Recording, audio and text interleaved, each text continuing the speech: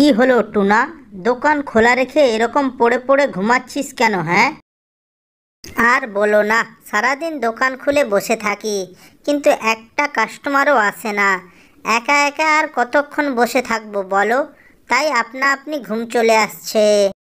তা না হয় বুঝলাম, কিন্তু এভাবে চললে তো তোর দোকান চুরি হয়ে যাবে। তখন কি করবি শুনি? আর বলো না, বেচাকেনা নেই বলে ঘরে বাজার নিয়ে যেতে পারি না। তাই বউ সবসময় ঘ্যানর ঘ্যানর করতে থাকে, আর ভালো লাগে না। আচ্ছা ঠিক আছে, কিন্তু তোর দোকানে কাস্টমার কেন আসে না? আমি তো সব কিছুই ঠিকঠাক দেখতে পাচ্ছি।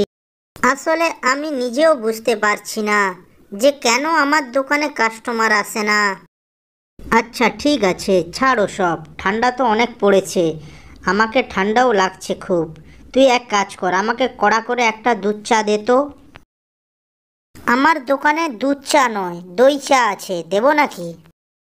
কি, দই দিয়ে আবার কেউ চা খায় নাকি? এখন বুঝতে পারছি তোর দোকানে কাস্টমার কেন আসে না। তোর এই ফালতু দই চায়ের কারণে কোনো কাস্টমারই আসতে চায় না তোর দোকানে।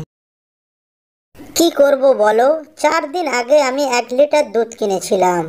আমার দোকানে কোনো কাস্টমারই না আসার কারণে সেগুলো জমে দই হয়ে গেছে। তোর মতো গাধা আমি আর দুটো দেখিনি। শোন, তোকে আমি একটা কথা বলি।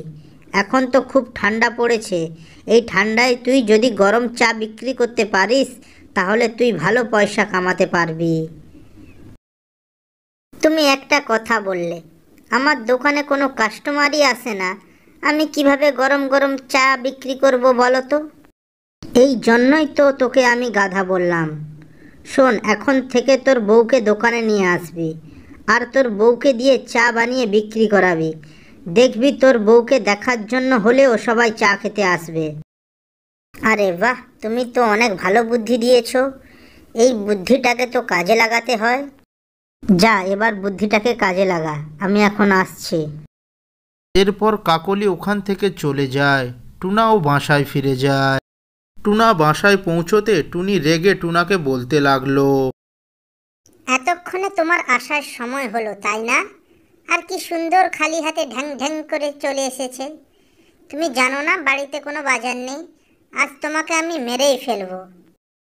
টনি, তুমি রাগ করো না, আমার কথাটা শোনো। তোমার জন্য একটা সুখবর আছে। বলো, কি সুখবর? এরপর টুনা কাকলির বলা সব কথা টুনিকে বলে। টুনি সব শুনে খুশি হয় ও টুনার সঙ্গে দোকানে যেতে রাজি হয়।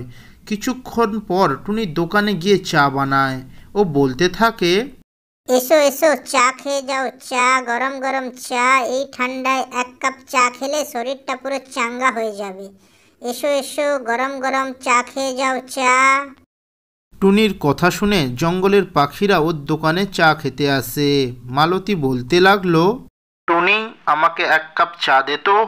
টুনি মালতীর দিকে 1 কাপ চা এগিয়ে দেয়। মালতী চা খেতে থাকে।